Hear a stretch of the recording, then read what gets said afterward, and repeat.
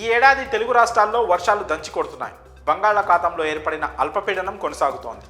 దీని ప్రభావం తమిళనాడు సహా ఏపీలోని దక్షిణ కోస్తా, రాయలసీమ, తెలంగాణలోని పలు జిల్లాల్లో కుండపోత వర్షాలు కురిసే అవకాశం ఉందని వాతావరణ శాఖ అధికారులు హెచ్చరించారు. నిన్నటి వరకు తెలంగాణలో పొడి వాతావరణం ఉన్న విషయం తెలిసిందే. అల్పపీడన ప్రభావంతో బుధవారం రాష్ట్రంలో వర్షాలు పడే అవకాశం ఉందని హైదరాబాద్ వాతావరణ కేంద్రం తెలిపింది. నవంబర్ 16వ తేదీ వరకు తెలంగాణలో మోస్తారు వర్షాలు కురుస్తాయని అంచనా వేసింది. పగటిపూట వాతావరణం పొడిగా ఉంటుంది. సాయంత్రానికి చల్లబడి పలు చోట్ల వర్షాలు కురిసే ఛాన్స్ ఉందని అంచనా వేసింది. హైదరాబాద్లో ఆకాశం సాధారణంగా మేఘావృతమై ఉంటుంది.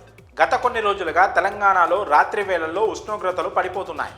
పలు ప్రాంతాల్లో 15 డిగ్రీలకు దిగువగా ఉష్ణోగ్రతలు పడిపోతున్నాయి. ఆదిలాబాద్ వంటి జిల్లాలో 14 డిగ్రీల సెల్సియస్ కనిష్ట ఉష్ణోగ్రతలు నమోదవుతున్నాయి. ఖమ్మంలో 34 డిగ్రీల ఉష్ణోగ్రత నమోదు కాగా నిజామాబాద్లో 33.4 డిగ్రీలు నమోదైంది.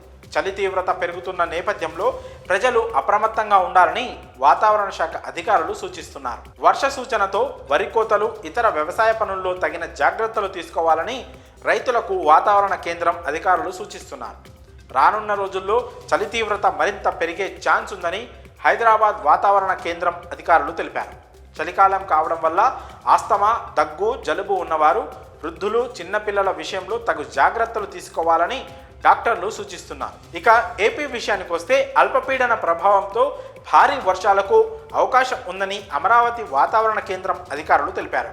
నేడు బాపట్ల, శ్రీ పొట్టి శ్రీరాములు, నెల్లూరు, అన్నమయ్య, ప్రకాశం, తిరుపతి, చిత్తూరు జిల్లాలలో కొన్ని ప్రాంతాల్లో మోస్తారు వర్షాలు కురిసే అవకాశం ఉంది.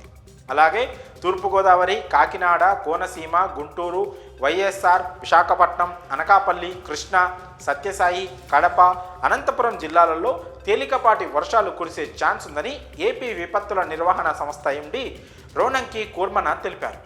ఏపీలో వర్షాలంటూ వాతావరణ శాఖ హెచ్చరికలతో జిల్లా యంత్రాంగం అప్రమత్తమైంది. ఎక్కడికక్కడ ముందస్తు జాగ్రత్తలు తీసుకుంటోంది.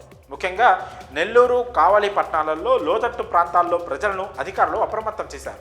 వెంటనే సురక్షిత ప్రాంతాలకు వెళ్లాలని విజ్ఞప్తి చేశారు.